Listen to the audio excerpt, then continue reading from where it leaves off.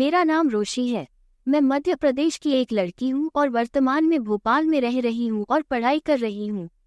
मैं लगभग 4 साल से इस शहर में हूँ और यह घटनाएं उस आखिरी अपार्टमेंट में हुई जहाँ मैं पहले रहती थी। 13 मई 2023 को मैंने अपने कॉलेज के पास इस 2 BHK फ्लैट में शिफ्ट किया। वो इलाका अभी तक ठीक से विकसित नहीं हुआ है। मैं अकेले रहती हूँ, लेकिन चूंकि मुझे शिफ्ट होना था, मैंने अपनी माँ से मदद के लिए आने को कहा।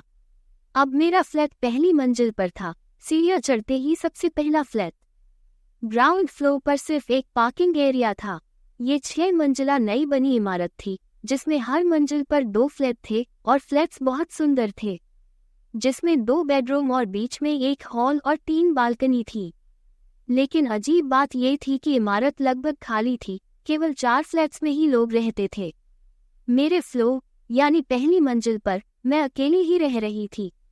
वहां शिफ्ट होने के बाद मेरी माँ 1 हफ्ते बाद अपने घर लौट गई और फिर घर में सिर्फ मैं ही थी। मैं एक बुरे ब्रेकअप से गुजर रही थी, इसलिए खुद को व्यस्त रखने की कोशिश कर रही थी ताकि ध्यान भटक सके। सब कुछ उस दिन से शुरू हुआ जब मेरी माँ चली गई। मैं रात 12:30 बजे पार्टी से घर लौटी। मेरा मूड अच्छा था। मैंने अपनी गाड़ी पार्क की और गुनगुनाते हुए सीढ़ियाँ चढ़ने लगी। मैं भूल गई थी बताना कि पार्किंग एरिया, सीढ़ियों और पहले फ्लोर के गलियारे में किसी अज्ञात कारण से कोई रोशनी नहीं थी। मैं टॉर्च की रोशनी में सीढ़ियाँ चढ़ रही थी, तभी मुझे पार्किंग एरिया से किसी के सीटी बजाने की आवाज़ आई। वही गाना जो मैं 1 मिनट पहले गुनगुना रही थी। मैंने इसे नज़रअंदाज किया, सोचते हुए कि कोई लड़का मुझे चिढ़ा रहा होगा। जब मैं दरवाज़ा खोल रही थी तो मुझे अपनी गर्दन के पिछले हिस्से पर ठंडी सांस की अनुभूति हुई, जैसे कोई मेरे पीछे खड़ा हो। मैं पलटी, लेकिन वहाँ कोई नहीं था।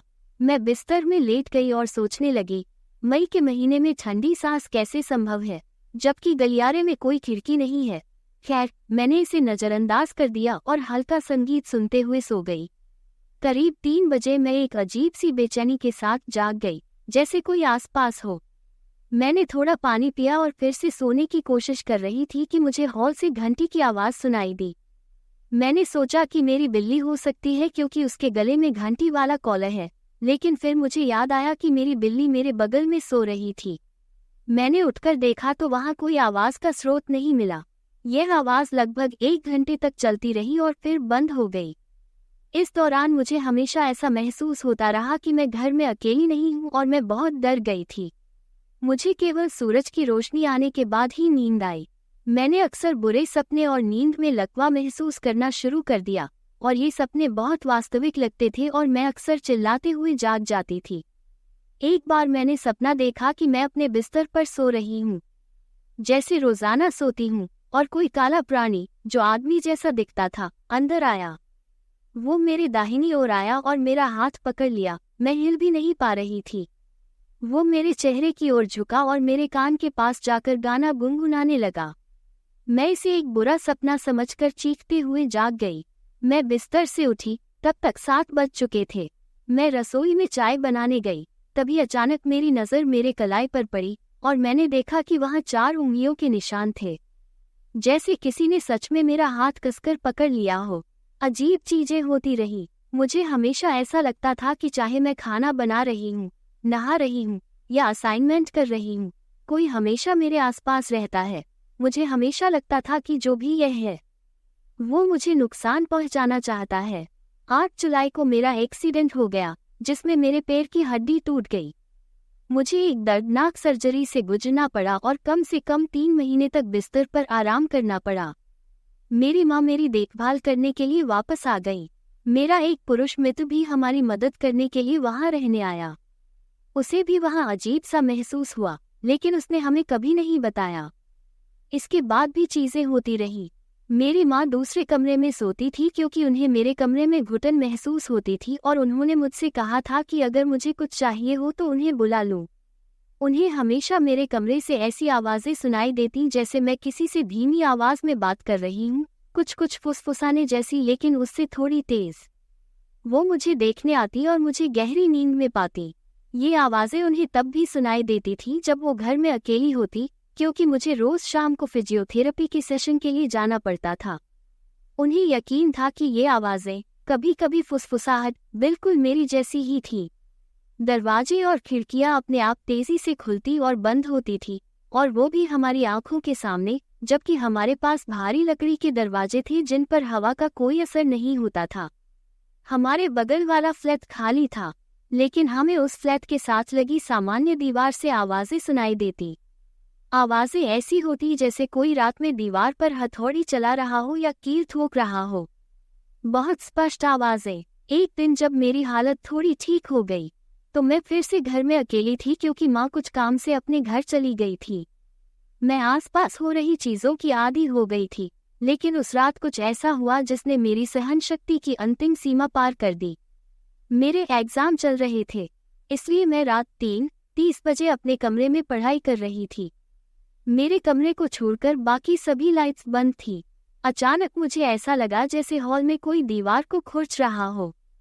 चूंकि मेरी बिल्ली भी ऐसा करती है, मैंने सोचा कि वही होगी।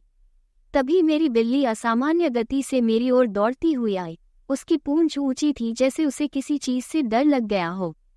मैंने उसे दुलारा और फिर मुझे वही आवाज दोबारा सुनाई दी। मैंने ये देखने के लिए थोड़ा हिलकर देखा कि वो आवाज फिर से कहाँ से आ रही है, और तभी मुझे हॉल में एक खंभे के पीछे से झांकती एक छाया जैसी आकृति दिखी, जो अंधेरे से भी गहरी थी और उसकी चमकीली सफेद आंखें मुझ पर टिकी हुई थी। मेरे रोंगटे खड़े हो गए। मैं उस भयानक दृश्य को बयां भी नहीं कर सकती। मैंने उसे साफ देखा। उसकी आंखों में इतनी नफरत थी जैसे वो मुझे मार देना चाहता हो। मैं एकदम जम गई। दिमाग काम नहीं कर रहा था। चीखना चाहती थी, लेकिन एक शब्द भी नहीं निकल सका। मैं वहीं खड़ी रही, सोच रही थी कि यही मेरी जिंदगी का अंत है। मैं धार्मिक श्लोक पढ़ना चाहती थी, लेकिन मेरा दिमाग कुछ भी नहीं पकड़ पा रहा था। किसी तरह मैंने मन ही मन भगवान से मदद मांगना शुरू किया और फिर हिम्मत जुटाई और भगवान का नाम लेते हुए अपने कमरे का दरवाजा पटक दिया।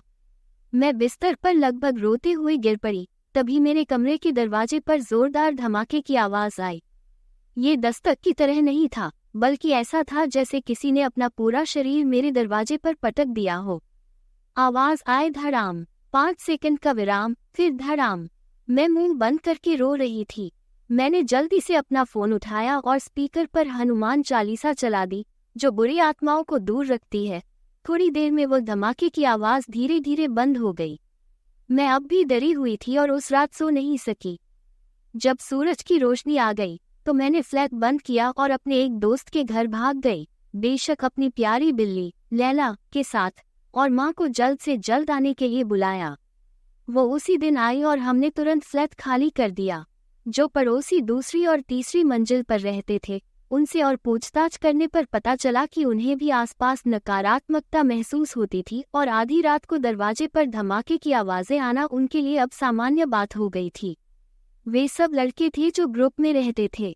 उन्होंने हमें बताया कि इसी वजह से इमारत खाली है और कोई भी वहां 2 महीने से ज्यादा नहीं टिकता, यहाँ तक कि वो भी जल्द ही वहां से जाने वाले थे। वो हैरान थे कि हम वहां 7 महीने कैसे रह पाए।